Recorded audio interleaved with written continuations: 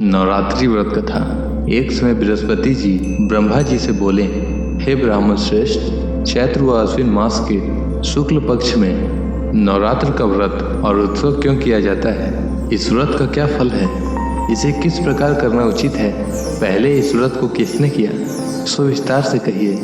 बृहस्पति जी का ऐसा प्रश्न सुन ब्रह्मा जी ने कहा, हे बृहस्पति, प्राणियों के हित की इच्छा से तुमने बहुत अच्छा प्रश्न किया है।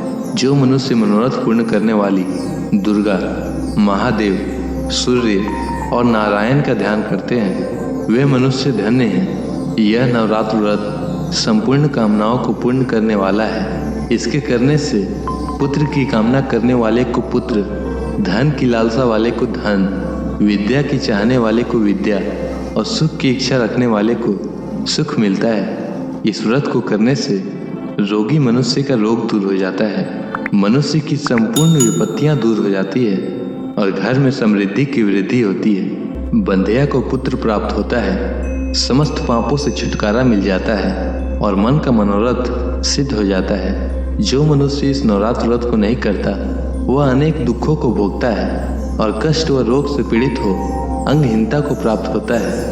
उसकी संतान नहीं होती और वह धन धान्य से रहित हो भूख और प्यास से व्याकुल घूमता फिरता है तथा संज्ञाहीन हो जाता है। जो सधवा स्त्री इस व्रत को नहीं करती, वह पति सुख से वंचित हो नाना दुखों को भोगती है। यदि व्रत करने वाला मनुष्य सारे दिन का उपवास न कर सके तो एक समय भोजन करे और 10 दिन बांधों से ही नवरात्र व्रत की कथा का श्रवण करे।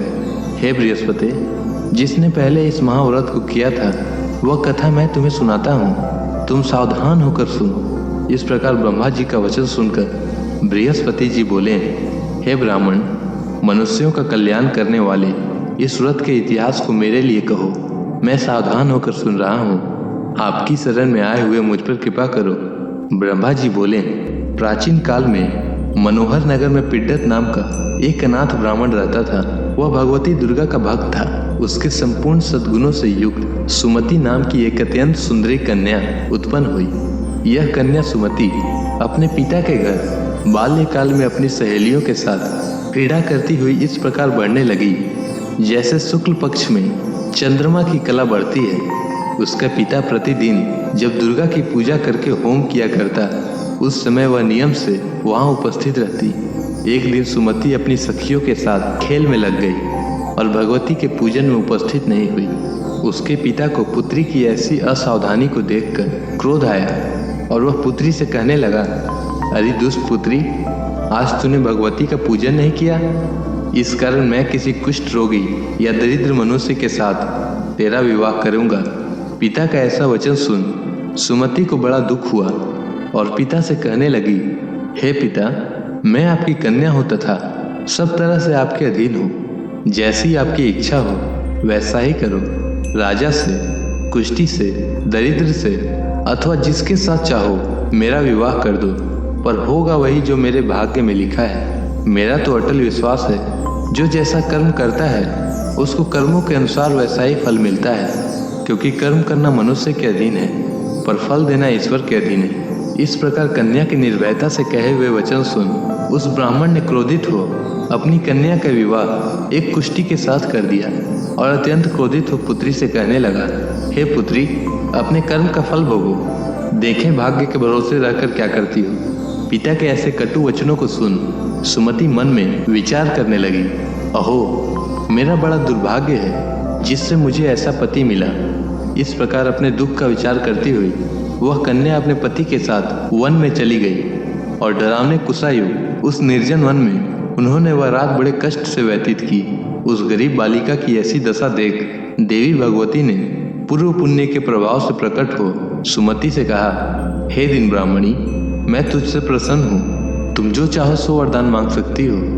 भगवती दुर्गा का यह वचन सुन ब्राह्मणी ने कहा, आप कौन हैं? ब्राह्मणी का ऐसा वचन सुन देवी ने कहा कि मैं आदि शक्ति भगवती हूँ और मैं ही ब्रह्म विद्या व सरस्वती हूँ।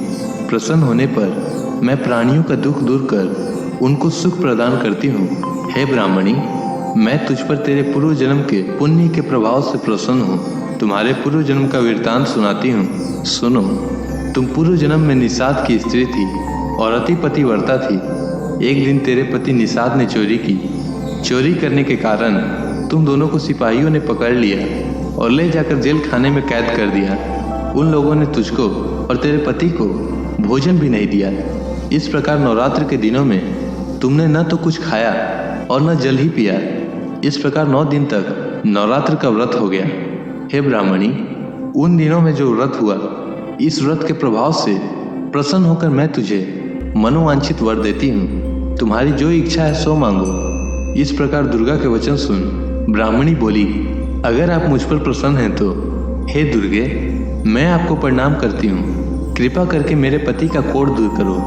देवी ने कहा, उन दिनों तुमने जो व्रत किया था, उस व्रत का 1 दिन का पुण्य पति का कोढ़ दूर करने के लिए अर्पण करो। उस पुण्य के प्रभाव से तेरा पति कोढ़ से मुक्त हो जाएगा। ब्रह्मा जी बोले, इस प्रकार देवी का वचन सुन वह ब्राह्मणी बहुत प्रसन्न हुई और पति को निरोग करने की इच्छा से जब उसने तथास्तु ऐसा वचन कहा, तब उसके पति का शरीर भगवती दुर्गा की कृपा से कुष्ठ रोग से रहित हो अति कांतिवान हो गया। वह ब्राह्मणी पति की मनोहर देह को देख देवी की स्तुति करने लगी। हे दुर्गे, आप दुर्गति को दूर करने वाली, तीनों लोकों का संताप हरने वाली, समस्त दुखों को दूर करने वाली, रोगी मनुष्य को निरोग करने वाली, प्रसन्न हो मनोवांछित वर देने वाली और दुष्टों का नाश करने वाली जगत की माता हो। हे अम्बे, मुझ निरपराध अबला को मेरे पिता ने कुष्ठी मनुष्य के साथ विवाह कर घर से निकाल दिया। पिता से तिरस्कृत निर्जन वन में विचर रही हूँ। आपने मेरा इस विपदा से उद्धार किया है। हे देवी, आपको प्रणाम करती हूँ, मेरी रक्षा करो। ब्रह्मा जी बोले, हे बृहस्पति, उस ब्राह्मणी की ऐसी स्तुति सुन देवी बहुत प्रसन्न हुई और ब्राह्मणी से कहा, हे ब्राह्मणी, तेरे उद्दाल्य नामक अति बुद्धिमान, कृतिवान और जितेंद्रिय पुत्र शीघ्र उत्पन्न होगा। ऐसा वर प्रदान कर देवी ने ब्राह्मणी से फिर कहा कि हे ब्राह्मणी, और जो कुछ तेरी इच्छा हो वह मांग ले। भगवती दुर्गा का ऐसा वचन सुन सुमति ने कहा कि हे भगवती दुर्गे, अगर आप मुझ पर प्रसन्न हैं तो कृपा करके मुझे नवरात्र व्रत की विधि और उसके फल का विस्तार से वर्णन करें। महात्मय, इस प्रकार ब्राह्मणी के वचन सुन देवी ने कहा, हे ब्राह्मणी, मैं तुम्हें संपूर्ण पापों को दूर करने वाले नवरात्र व्रत की विधि बतलाती हूँ, जिसको सुनने से मोक्ष की प्राप्ति होती है। अश्विन मास के शुक्ल पक्ष की प्रतिपदा से लेकर 9 दिन तक विधि पूर्वक व्रत करें। यदि दिन भर का व्रत न कर सके तो एक समय भोजन करें। विद्वान ब्राह्मणों से पूछकर घट स्थापन करें और वाटिका बनाकर उसको प्रतिदिन जल से सींचें। महाकाली, महालक्ष्मी और महासरस्वती देवी की मूर्तियां स्थापित कर उनकी नित्य विधि सहित पूजा करें और पुष्पों से विधि पूर्वक अर्घ्य दें। बिजौरा के फल से अर्घ्य देने से रूप की प्राप्ति होती है। जाय फल से अर्घ्य देने से कृति, दाख से अर्घ्य देने से कार्य की सिद्धि होती है। आंवले से अर्घ्य देने से सुख की प्राप्ति और केले से अर्घ्य देने से आभूषणों की प्राप्ति होती है। इस प्रकार पुष्पों व फलों से अर्घ्य देकर व्रत समाप्त करें। व्रत समाप्त होने पर 9वें दिन यथाविधि हवन करें। खांड, घी, गेहूं, शहद, जौ, तिल, बेल, नारियल, दाख और कदम आदि से हवन करें। गेहूं से होम करने से लक्ष्मी की प्राप्ति होती है। फिर एवं चमचा के पुष्पों से धन की और बेल के पत्तों से तेज व सुख की प्राप्ति होती है। आंवले से कृति की और केले से पुत्र की, कमल से राज सम्मान की और दाखों से संपदा की प्राप्ति होती है। खांड, घी, नारियल, शहद, जौ और तिल तथा फलों से होम करने से मनोवांछित वस्तु की प्राप्ति होती है। व्रत करने वाला मनुष्य इस विधि विधान से होम कर आचार्य को अत्यंत नम्रता के साथ प्रणाम करें और यज्ञ की सिद्धि के लिए उसे दक्षिणा दें। इस प्रकार बताई हुई विधि के अनुसार जो व्यक्ति व्रत करता है उसके सब मनोरथ सिद्ध होते हैं। इसमें तनिक भी संदेह नहीं है। इन 9 दिनों में जो कुछ दान आदि दिया जाता है उसका करोड़ों गुना फल मिलता है। इस नवरात्र व्रत करने से अश्वमेध यज्ञ का फल मिलता है। हे ब्राह्मणी, इस संपूर्ण कामनाओं को पूर्ण करने वाले उत्तम व्रत को तीर्थ मंदिर अथवा घर में विधि के अनुसार करें। ब्रह्मा जी बोले, हे बृहस्पति, इस प्रकार ब्राह्मणी को व्रत की विधि और फल बताकर देवी अंतर ध्यान हो गई। जो मनुष्य या स्त्री इस व्रत को भक्ति पूर्वक करता है वह इस लोक में सुख प्राप्त कर अंत में दुर्लभ मोक्ष को प्राप्त होता है। हे बृहस्पति, यह इस दुर्लभ व्रत का महात्म्य है जो मैंने तुम्हें बतलाया है।